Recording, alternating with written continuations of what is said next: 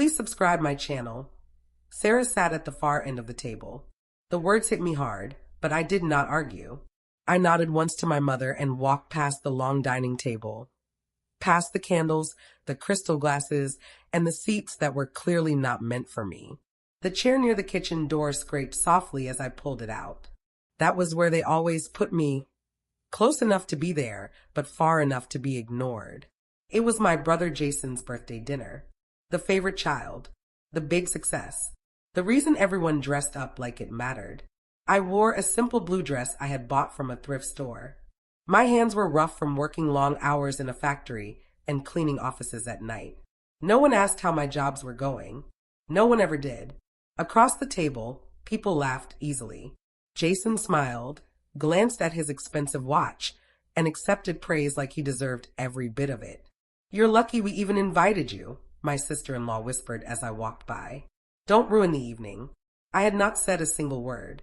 I stared at my water glass and watched my reflection shake slightly. I told myself the same thing I always did. Stay quiet, eat quickly, and leave soon. This story began at a dinner table, but it did not end there. If you are listening to stories of redemption right now, tell me in the comments where you are from, your city or state. The first toast came fast. To Jason, someone said, raising a glass. The most successful one in the family. Everyone clapped. Chairs moved. Forks and knives clinked. Jason smiled without standing up, like this was normal for him. His watch sparkled under the chandelier light when he lifted his glass just enough for 187 everyone to see it. "I couldn't have done it without family," he said. His eyes never looked toward me. My mother kept her eyes on her plate. She cut her steak into tiny, neat pieces but did not eat them. That was how she avoided hard things now. Part 2. Surviving on my own. Emily leaned over from 2 seats away and spoke softly. "Still working those late-night jobs?" I nodded. "Yes." She gave a thin smile. "That must be so tiring." It was not real concern. It was just her way of reminding me where I stood. Talk flowed around me like I was not even there about investments, trips, and plans I was never included in. Then Grandpa Robert cleared his throat. The room went quiet right away. Even Jason sat up straighter. "I've been wanting to ask something," Grandpa said calmly. I felt it coming before he said my name. "Emily." Every head turned. "Yes, Grandpa," I answered. "Is the $5,000 I send you each month enough?" The question felt wrong, heavy and sharp. I froze. "What money?" I asked before I could stop myself. Silence. Not the polite kind. The kind that makes your ears ring. My mother's fork slipped from her hand and clanged on the floor. My father froze.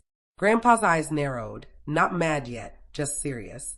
"I have been sending it to your account for more than 2 years," he said slowly. "On the 1st of every month." My chest felt tight. "I never got it," I said. "I promise I didn't." My voice broke. That is when the tears came, fast, hot, and without warning. I covered my mouth, ashamed that I was falling apart. I had not planned to cry, but something inside me finally broke. No one moved. Not my father, not my mother, not Jason. The silence felt thick and hard to breathe in. I could feel the tears on my cheeks, warm and embarrassing. I hated that they saw me like this. After years of holding everything in, this was how I cracked. "I'm sorry," I said suddenly, my voice shaky. "I didn't mean to spoil dinner." The words came out automatically, the way apologies always did in our family. I wiped my face with the back of my hand and tried to breathe steadily. "No," Grandpa said firmly. "Do not apologize." I looked up at him. His eyes were not angry. They were clear and strong. "You did nothing wrong," he said. "You just answered a question." My mother finally spoke. "Robert, this is not the right time," she said softly, trying to hide her worry. "We can discuss it later." "No," Grandpa replied. "We will discuss it now." I pushed my chair back and stood up. My legs felt weak, but I stayed standing. "For years," I said, my voice still shaking, "I was told I did not need help, that I was strong and independent." I looked at my parents. "You told Grandpa I did not want his money. You said I was too proud to take it." My mother shook her head. "It was not like that. How many times did I call you crying?" I asked. "How many times did I say I could not pay rent? How many times did I tell you I was worn out? She did not answer. My father cleared his throat. We did it for the family, he said. For Jason. For Jason, I repeated quietly. The words felt different now. I worked extra shifts, I said. I cleaned buildings late at night. I ate cheap noodles for weeks. My voice grew stronger as something changed inside me. And all that time, $5,000 a month was leaving Grandpa's account in my name, but it never came to me. I was not crying anymore. I was standing tall. I turned to Grandpa. I am not upset about the money, I said. I am upset because I was made to feel unseen while everyone else gained from my quiet suffering. If you are listening to stories of redemption right now and you have ever felt like the outsider in your own family, tell me in the comments, what would you do if the truth came out at the table? Because in that moment, I realized I had spent years staying silent just to get by. And I was finished with that. Grandpa did not sit down again. He placed both hands on his cane and looked slowly around the table at each person. I have been sending money, he said calmly, because I thought Emily was having a hard time. No one stopped him. I was told she did not want it, that she was proud and wanted to do it alone. He turned to my parents. You told me that again and again. My mother's lip shook. Robert, we were trying to protect her, she said. She did not want to feel like she needed help. That is not true, Grandpa said plainly. The words hurt more than yelling would have. He looked at my father. Where did the money go? My father swallowed hard. It went into the family account, he said. We used it for bills. For Jason, Grandpa said. My father did not argue. For his company, my mother added quickly. We planned to pay it back once things got better. I laughed, a short, hurt sound that surprised even me. You watched me struggle, I said. You saw me work until I was sick, and told yourselves it was only for a little while. Part 3. Building a New Life. Jason finally stood up. Grandpa, I did not know, he said. They took care of the money. Sit down, Grandpa told him. Jason paused, then sat slowly. Grandpa reached into his jacket pocket and took out a folded envelope. Emily, he said, handing it to me. I hesitated, then took it. Inside were bank papers, transfer records, and details for an account in my name. I just sent you $120,000, he said. That is every dollar that was taken, and extra. People gasped. My mother stood up fast. You cannot do this, she said. That money affects everyone. I can, Grandpa said. And I have. He looked at my parents. As of tonight, you are no longer in my will. Jason too. What? Jason yelled. You cannot just cut us out. I am not cutting you out, Grandpa said. I am fixing a wrong. He looked at me again. You were told to sit at the far end of the table because they thought that was your place. He paused. You do not need to take anyone's spot. You do not need their okay. The room felt smaller and heavier. I folded the envelope carefully and put it in my bag. I am leaving, I said quietly. No one tried to stop me. As I walked to the door, I knew the truth had already changed everything. The quiet I had lived in for years was now stronger than their reasons that I did not go home that night. I drove until the roads blurred, until house lights turned into streaks, until my hands stopped trembling on the wheel. I stopped at a small diner near the interstate in Columbus, Ohio.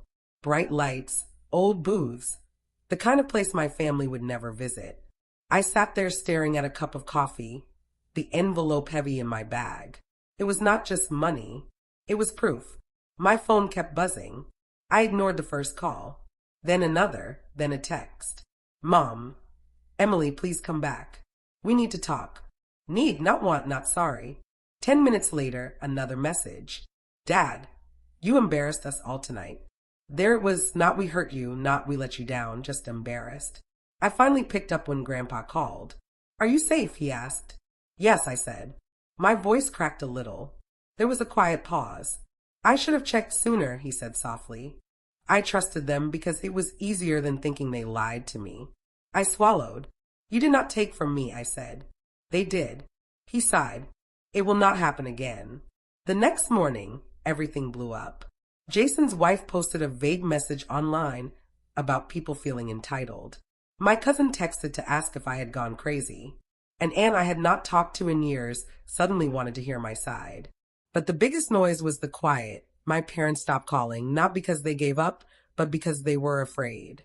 By noon, Grandpa's lawyer left me a message. Your grandfather has updated his will. You are now the main beneficiary. There would be anger. He was right.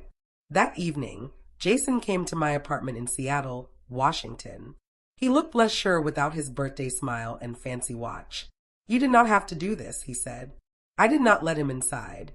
You did not have to take the money, I replied. He tightened his jaw. We are family. I looked him in the eye. No, I said. You just watched. He scoffed. You think you won? I shook my head. I think I stopped losing. He stared at me for a long time, then left without saying more. That night, I sat alone on my couch, the city sounds outside my window. For the first time, I was not waiting to be picked. I was not hoping to be noticed. They had overlooked me for years. Now they knew exactly who they had ignored, and they were scared of what I would do next. I did not get my family back. I let one go, and for the first time, that did not feel like losing. A week later, I met Grandpa for lunch. No big talks, no long explanations. He pushed a folder across the table. I am not trying to fix your whole life, he said. I am fixing a lie. Inside were papers, new accounts, and a future that was finally fair. I looked at him. I do not want revenge, I said. He nodded. Good. Revenge keeps you connected to people who never picked you. I walked away from my parents without yelling, without pleading, without waiting for them to make it right. They could not. Quiet came after.